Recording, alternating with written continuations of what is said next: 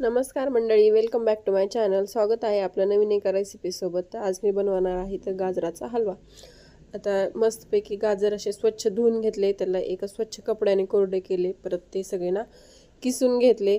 त्याचं मागचं पुढचं थोडंसं कट करून बाजूला घेतलं आणि मधलं गाजर किसलं. परत त्यातली मांजर ही बाजूला काढून टाकली. मांजर म्हणजेच ते मध्ये जे गाजराच्या आतमधले असतं ना दांडा, त्याला आमच्या इकडे मांजर म्हणतात.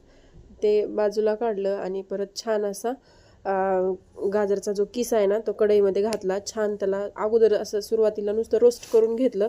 छानपैकी असं खरपूस भाजलं ना, मग मी त्याच्यामध्ये परत तूप घालून घेतलं. थोडंसं जास्त भाजत आलं ना मग तूप घालायचं, मग खूप छान लागतो. तूप घातल्यानंतर असं मऊ मऊ शिजेपर्यंत म्हणजे हलवून घ्यायचं. छान असा बारीक असं हाताच्या बोटाने ना आपलं बारीक व्हावं अशा टाईपमध्ये होऊ द्यायचं, म्हणजे ना छान लागते. आणि गाजराच्या हलव्याचं एक रहस्य आहे, जितका आपण भाजाल ना तितका तो खायला छान लागतो. परत मी त्याच्यामध्ये तूप घालून घेतलं.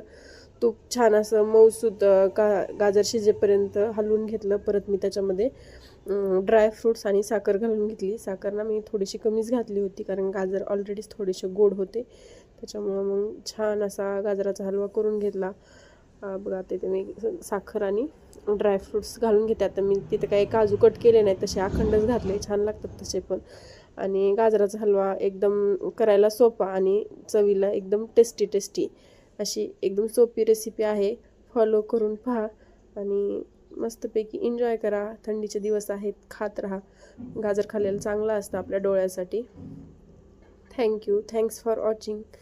व्हिडिओ आवडला असेल तर लाईक, शेअर अँड सबस्क्राईब करायला विसरू नका.